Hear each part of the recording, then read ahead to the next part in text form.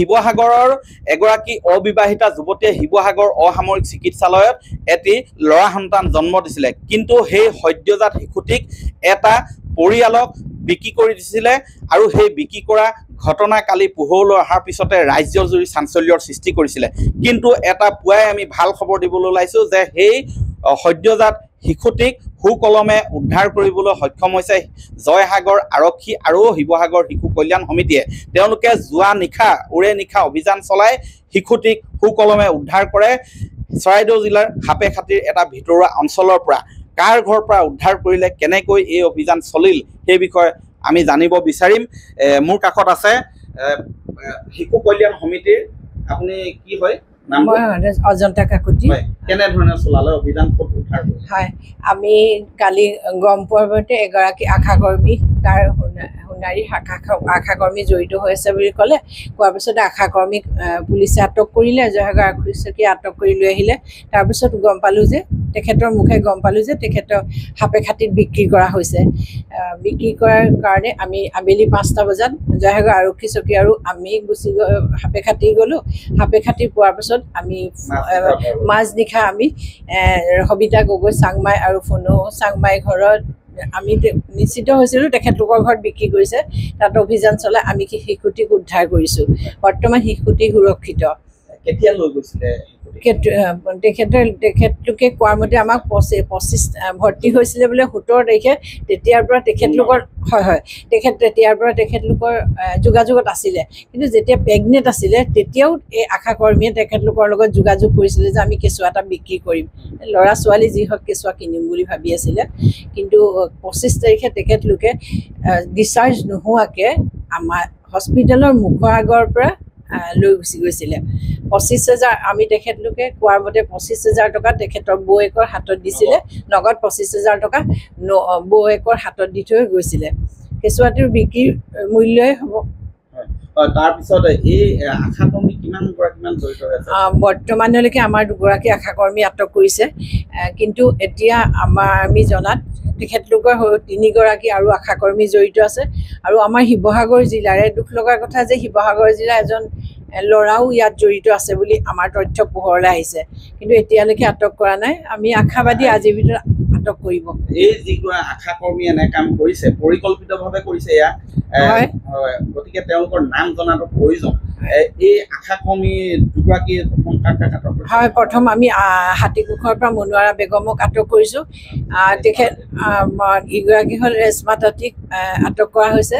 তেখেতলোকৰ আমি যদি জয়সাগৰ আৰক্ষী থানাই ভালকৈ তদন্ত কৰে আমাৰ বহুত তথ্য পোহৰলৈ আহিব। কাৰণ তেখেতলোকে স্পষ্ট এটা কথা কৈছে যে আমি অবিবাহিতা ছোৱালী এয়া প্ৰথম কেছ, কিন্তু বিয়া হোৱা সৰু সৰু ছোৱালী আমি বহুত কেঁচুৱা এনেকৈ জন্ম দিয়াইছোঁ, চাইল্ড মেৰেজ কৰাইছোঁ। আমাৰ শিৱসাগৰ জিলাৰ তদন্তৰ খুবেই প্ৰয়োজন হৈ পৰিছে এতিয়া বৰ্তমানত। এইটো মনোৰা বেগম হাতীকোখ হয়, তেখেতে কৈছে আমাক। এই আশাকৰ্মীৰ যোগেদি আচলতে যোগাযোগ হৈছিলে নেকি? হয় হয়, আশাকৰ্মীৰ যোগেদি। যিগৰাকী আশাকৰ্মী আছিলে ৰেশমা তাঁতী আছিলে, তেখেতেহে পৰিয়ালটোৰ লগত যোগাযোগ কৰিছিলে, ফোনত যোগাযোগ কৰি আছিলে যে কেঁচুৱা এটা আমি বিক্ৰী কৰিম সেইবুলি ফোন কৰিছে। ইয়াৰ পইচাৰ মানে আমাৰ ৰেশমা তাঁতীয়ে আমাক কোৱাৰ মতে তেখেতেও এটা ভাগ পাইছে। তেখেতে এটা পইচাৰ ভাগ তেখেতক দিছে, কিন্তু আমাক পইচাৰ হিচাপ কোৱা নাই। আৰু এই যে ঘটনাটো এতিয়া শিশুটিক ক'ত ৰখা হৈছে? শিশুটিক আমি স্পেচিয়েল এজেঞ্চি এডপশ্যনেল এজেঞ্চি কয়, আমাৰ আছে চেৰেকাপাৰত, তাত ৰখা হৈছে। যদি শিশুটিক সঁচাকৈ নিব বিচাৰে তেওঁলোকে, সেই যি ক্ৰয় কৰিছিলে, তেনেহ'লে কিছুমান আনুষ্ঠানিক প্ৰক্ৰিয়াৰ মাজেৰে গ'লে।